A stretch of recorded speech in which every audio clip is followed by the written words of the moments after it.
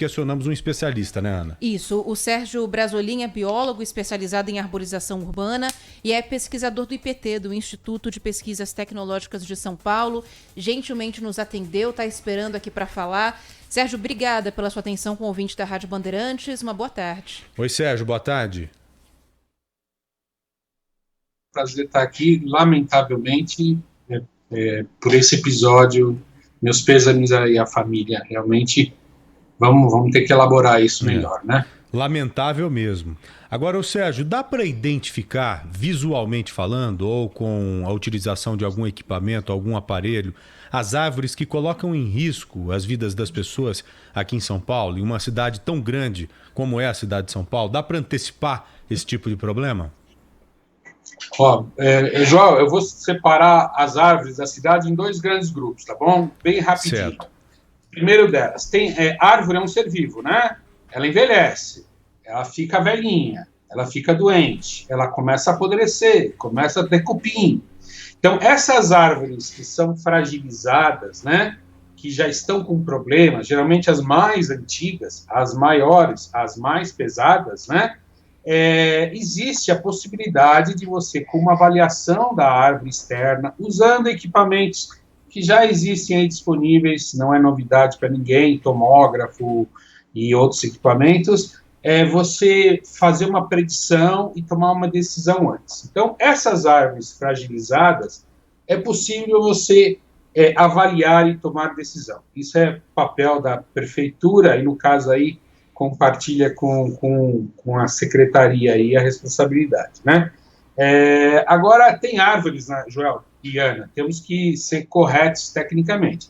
Tem árvores que não apresentam nada, nenhum defeito, também podem ser grandes, eu vou chamar elas de sadias, né?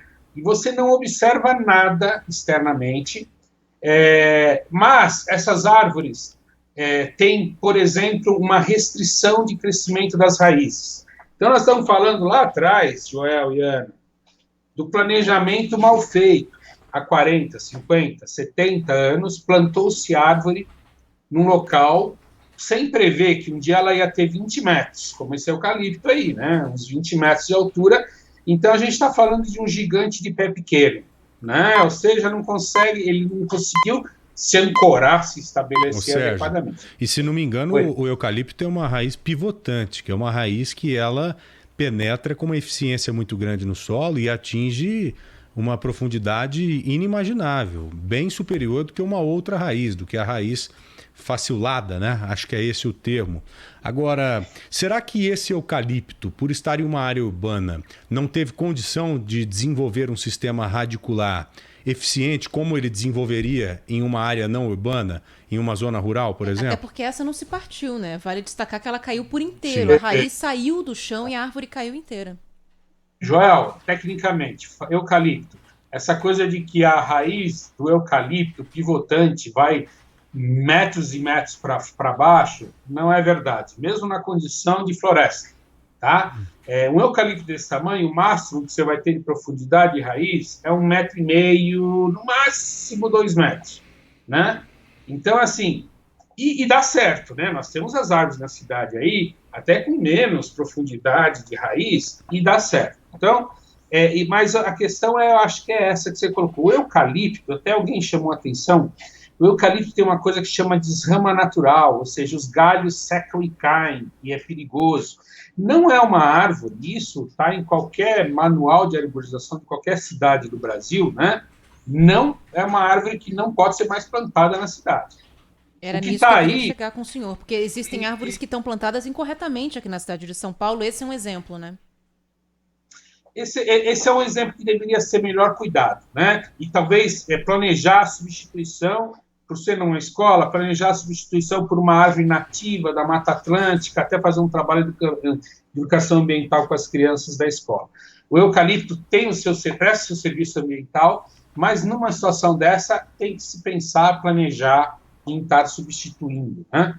Então, assim, então essas árvores que caíram totalmente, como a Ana citou aí, ela pivotou, né? Todo o sistema radicular pivotou, essas são difíceis de detectar, tá? Mas existem estudos, o PT, como Instituto de Pesquisa, está estudando usar radar para ver como é que está a raiz dessas árvores, tudo, mas ainda não é uma tecnologia disponível para o poder público, né?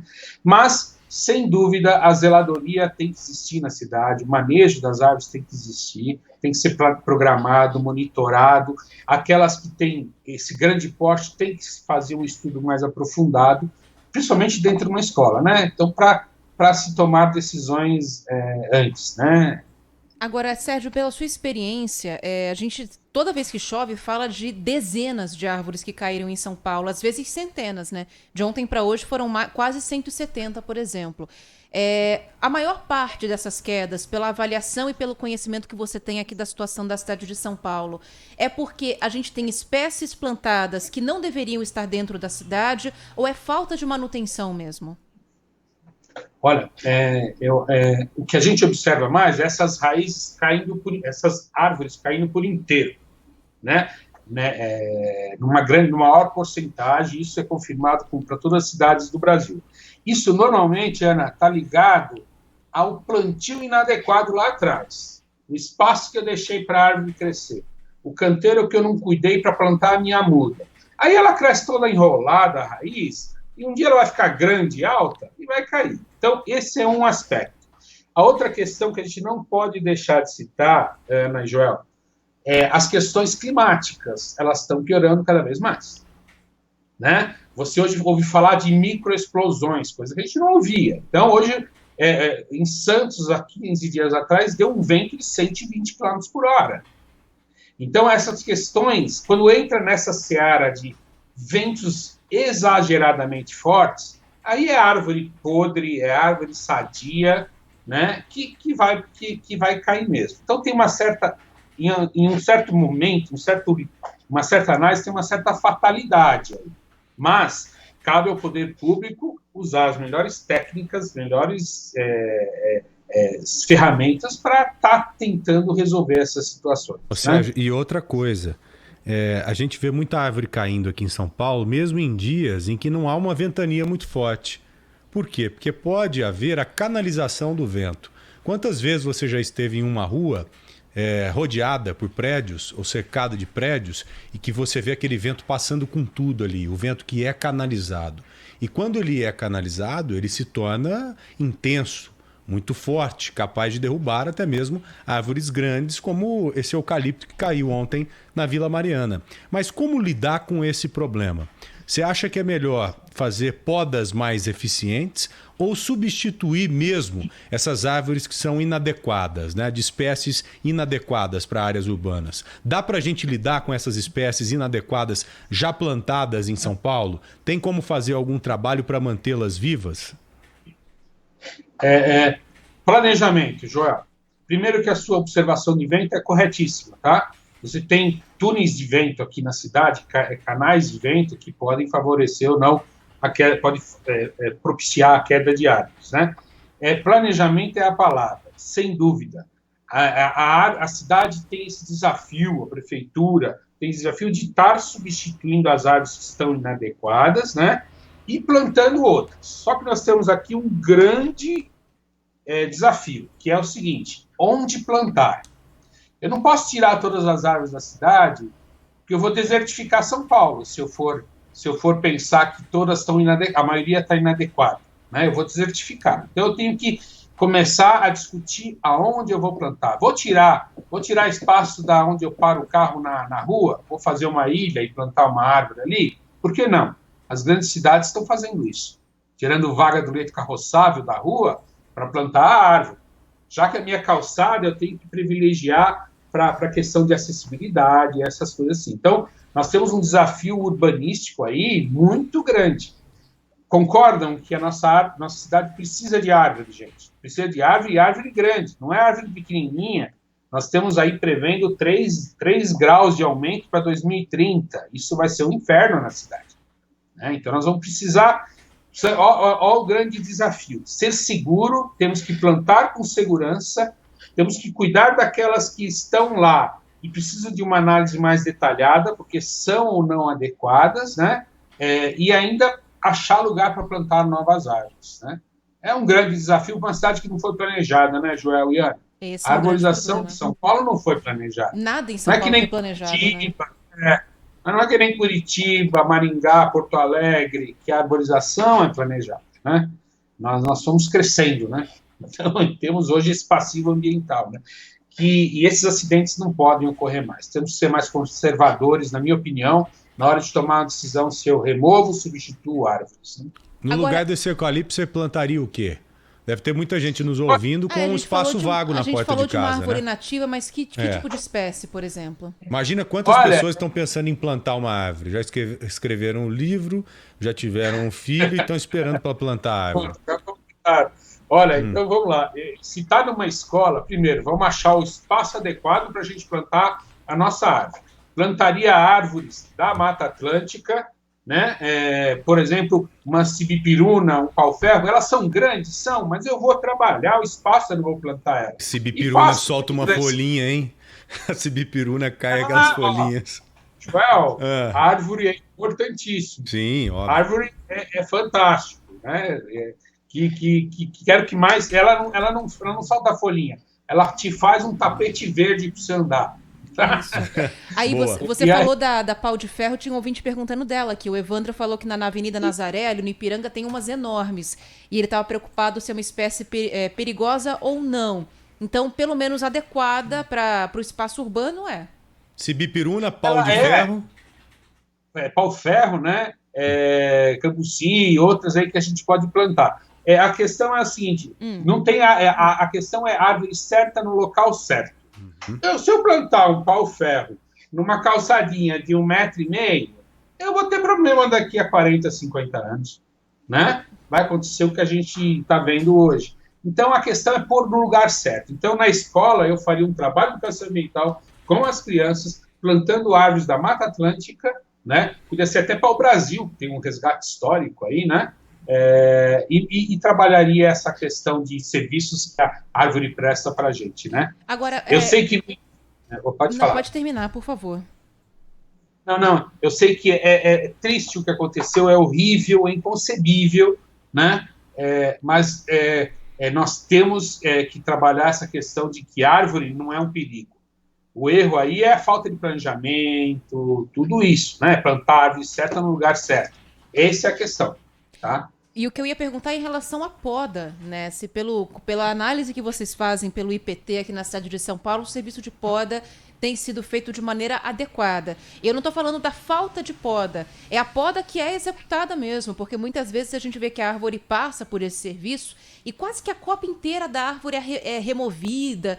Parece que a poda é feita de uma maneira para facilitar a passagem dos fios de energia elétrica, né? Que não se pensa exatamente na árvore. Eu não sei se é uma impressão só minha ou se de fato isso pode acontecer mesmo. Bom, Ana, você tocou aí num conflito eterno, né? De rede elétrica com arborização urbana. Primeiro, quando eu falei que a gente tem que achar novos espaços para plantar, até para tirar esse conflito da árvore com a rede elétrica, né? Eu não vou deixar de plantar árvore embaixo de rede elétrica, porque eu preciso de espaço, né? Então é o seguinte, então tem aí um diálogo que tem que existir da concessionária de energia elétrica com o poder público de mudar a sua tecnologia. Pôr uma rede, não aquela convencional de 3 fios, mas uma rede compacta que exige menos podas das árvores e tudo isso, né? Então, fica até feio, esteticamente fica até feio, e a árvore que totalmente podada não presta não presta o seu serviço ambiental, né? Sombra, frescor, né? Traz passarinhos, essas coisas, não presta. Então é o seguinte, nós não temos, no IPT nós somos instituto de pesquisa, né? Então a gente está pensando a arborização lá na frente um pouco, como é que a gente vai fazer essa gestão. Mas essa questão de poda, eu sei que existem boas práticas definidas. Existe um manual de arborização da cidade de São Paulo que é até copiada pelo Brasil inteiro, de tão bom que ele é, né? Então, assim, boas práticas, manuais, leis, existem. Agora, a sua aplicação depende do corpo técnico, essas coisas assim. No caso do conflito com a rede elétrica, tem que mudar essa tecnologia. Quem sabe um dia vamos ter a rede subterrânea, não é? Não é? Você vai nos países, nas cidades da Europa, você vê fio pela cidade? Não, está tudo subterrâneo. Isso é daqui um futuro, né? Muitos anos, talvez décadas, né? Infelizmente, né? Mas essa situação. O IPT, só se você me permitir colocar, a gente está pensando lá, tentando pensar lá na frente, com projetos de pesquisa, a gente está estudando sensores que eu coloque na árvore. Sabe aquele sensor que tem no seu relógio que mede os seus passos cada vez que você anda? Cada vez que você mexe o pulso, mede seus passos. Sim. E a gente está tentando trazer esses sensores para a árvore e ele vai dizer para a prefeitura quanto essa árvore está balançando. E aí, de um ano para outro, assim, ó, ela está balançando mais do que no ano passado. Vamos dar uma olhada nessa árvore? Legal, né? Hein? O balançar. Esse é o futuro, a gente está pensando na gestão em tempo real. Imagina agora na prefeitura um computador com as arvorezinhas apitando. Ó, essa passou de amarelo, de azul para amarelo. Vai olhar. Né? E quando que isso fica pronto? Agregar tecnologia, né? Quando que essa tecnologia deve ficar pronta? Olha, nós estamos em estudo, financiado pela FAPESP. Em 2 anos a gente tem já uma resposta se esses sensores funcionam, né? Mas aí nós temos que trazer isso para a cidade, ou para a cidade que a gente chama de cidade inteligente, né? Temos que trazer essa tecnologia e popularizar essa tecnologia, né? Como hoje é popularizado um relógio que conta seus passos, né? Então, esse é o caminho aí, né? Pelo menos 2 anos para ver. Está funcionando? Vamos aplicar isso em escala de uso mesmo. Né? Boa. Sérgio Brasolin, biólogo especializado em arborização urbana, muito obrigado, viu, pela entrevista, uma entrevista esclarecedora, e ficaremos esperando aí a chegada dessa tecnologia. Me interessei por ela, acho que pode impedir muitas tragédias, como a de ontem aqui em São Paulo. Tá bom, Sérgio? Pode sim. Joel e Ana, muito obrigado. Uma pena a gente estar nessa situação aí, e meus pêsames para a família. É verdade. Um grande abraço a você.